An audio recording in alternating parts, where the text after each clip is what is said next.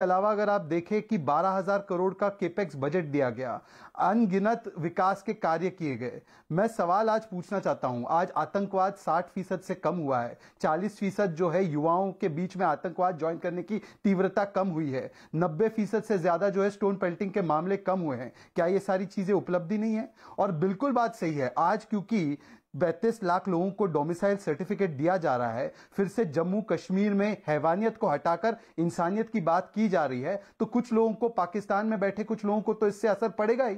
वहां पर एक नया आईएसआई का चीफ आया है, निश्चित बात है कि वो जम्मू कश्मीर में कोई ना कोई मामला पैदा करने की कोशिश करेंगे ही। पर सवाल यह पैदा होता है कि देश में जो लोग हैं, जो हमारे बीच में बैठे हैं, वो बार बार पाकिस्तान को क्लीन चिट क्यों देते हैं? आप फारूक अब्दुल्ला का 2 दिन पुराना बयान उठाइए, बालाकोट के विषय में उन्होंने क्या कहा? उन्होंने क्लीन चिट दे दिया पाकिस्तान को, और पहली बार नहीं है। आपको याद होगा महबूबा मुफ्ती ने क्या कहा था? उन्होंने कहा था कि अगर आपने 370 हटाया तो तिरंगा लहराने वाला कोई कंधा नहीं मिलेगा। आज लाल चौक पर और लाल किले पर, दोनों जगह पर तिरंगा लहरा रहा है। मैं सवाल पूछना चाहता हूं माजिद हैदरी से कि माजिद हैदरी साहब, जिन लोगों ने 70 साल तक अवाम को लूटा खसूटा, आज उनके साथ आप क्यों खड़े? पाकिस्तान की वाहवाही क्यों करते? क्यों आप एक बार भी पाकिस्तान को 2 टूक कंडेम नहीं कर पाते?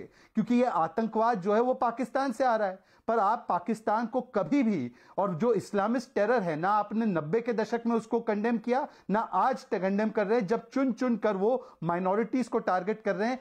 ये एक तरीके से उनको एक डर का माहौल बनाने के लिए। तो मैं आज माजिद हैदरी विल रिस्पॉन्ड। इरफान भाई, आपका इरफान साहब आपका टाइम था, लेकिन मैंने थोड़ा सा दिया बस, उसके बाद मैं आपके पास ही आता हूं। इरफान हफीज लोन साहब आपके पास आता हूं। माजिद हैदरी का नाम लिया तो ही वांट टू रिस्पॉन्ड। जी माजिद हैदरी। देखिए शहजाद साहब, सबसे पहली जो बात आपने की कि जिन परिवारों ने 70 वर्षों से जम्मू कश्मीर को लूटा, मैं उन परिवारों को ऐसे जानता हूं कि अभी हाल ही में जून के महीने में माननीय प्रधानमंत्री जी ने उन्हें चाय और पकौड़े खिलाने के लिए अपने लोक कल्याण मार्ग के घर पे बुलाया। ये पहले सवाल का जवाब। दूसरा, आप कह रहे हैं इस्लामिस्ट टेरर। आपको केवल इस्लामिस्ट टेरर जम्मू कश्मीर में क्यों दिख रहा है? जम्मू कश्मीर में सरकारी आंकड़े के इस साल में 30 लोग मारे गए, जिसमें से 21 मुसलमान हैं। और आपको मैं बता दूं, सिर्फ ये आतंक जो है सिर्फ कश्मीर में नहीं है, जो लखीमपुर में हुआ आप उसे भी आतंक कहिए। जो 4 किसान गाड़ी के नीचे कुचले गए, क्या वो आतंक नहीं था आपकी नजर में? और चौथी बात, प्रतीक भाई, आपने कहा वापस पटरी पर कैसे लाएं? पटरी पर अब कुछ वापस नहीं आ सकता। तेल और गैस इतना महंगा हो गया, कोयला इतना महंगा हो गया कि अब पटरी की बात ही ना कहिए। आप कहिए घोड़े पर कैसे वापस लाया जाए? पटरी का जमाना चला गया, पटरी से हम पीछे हो गए। वो तो नेहरू जी। माजिद का जो चौथा पॉइंट है, माजिद हैदरी का जो चौथा पॉइंट है, मुझे बिल्कुल लग रहा है कि जैसे मैं डिबेट लखनऊ में कर रहा हूं और कोई ये बात कह रहा है कि साहब सरकार की बात ये मैं नहीं मानता, तो कम से कम मेरी तो ये बात कि माजिद हैदरी जब ये बात कहते हैं तो मैं इतना तो लगता था, आश्वस्त हूं कि मुझे कम से कम कहीं से कोई चीज चौथे पॉइंट में नजर नहीं आ रही है ऐसी जिसमें वो ये कहें कि नहीं ये अलग है, ये वॉइस अलग है। हाँ, पहले 3 पॉइंट जरूर ऐसे हैं इनके जिस पे जरूर जवाब देना चाहेंगे। शहजाद जी।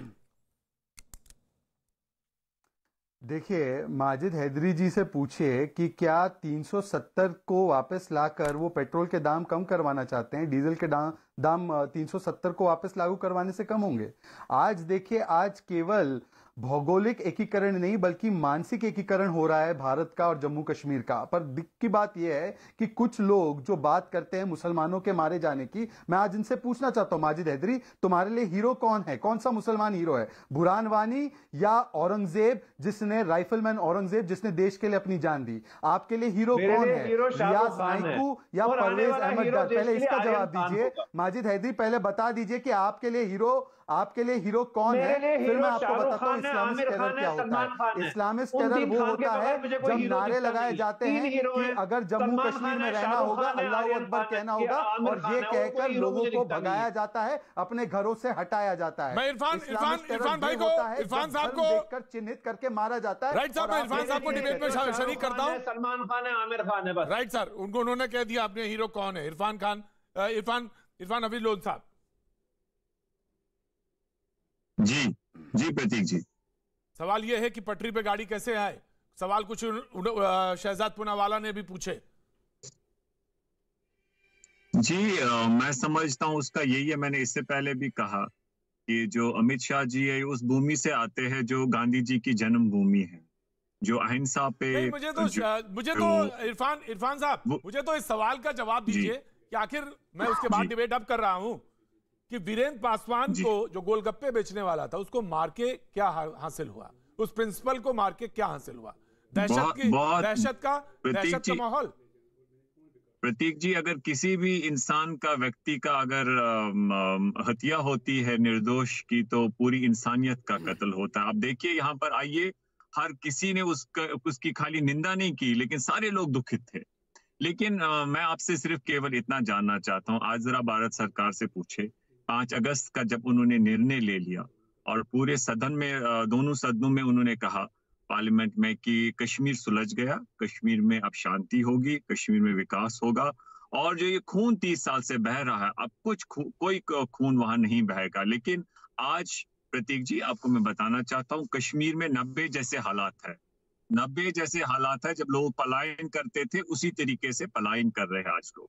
तो मुझे आप बताइए, क्या यही नया कश्मीर है जिसपे सुपिंदर जी हमारी मारी गई? हमारे दूसरे दीपक पासवान, जवाब देना चाहते हैं मलिक याकूब। आप सुनिए मेरी, आप मेरी बात सुनिए। अभी इरफान भाई, इरफान साहब नाराज मत होइए, मैं बिल्कुल आऊंगा। इरफान साहब, आप हर डिबेट में, इरफान साहब आप हर डिबेट में काली पट्टी बांधकर आते थे हर चैनल पे। क्या आज आपने काली पट्टी क्यों नहीं बांधी जब हमारे गोलगप्पे वाले, हमारे टीचर्स, बेगुनाह लोगों को मारा जा रहा है? इतनी परेशानी, क्या आपने कोई प्रोटेस्ट किया उनके लिए? बहुत बेसिक सवाल पूछा है, बहुत बेसिक सवाल पूछा है, और मैं इसी सवाल पे लौटूंगा। मैं ऑफ कोर्स बिल्कुल मैं इसी सवाल पे लौटूंगा कि आखिर वो तालमेल, वो ताना बाना कैसे बनाया जाए, तालमेल ताना बाना कैसे बनाया जाए, जब अगर आपको दुख है, दर्द है,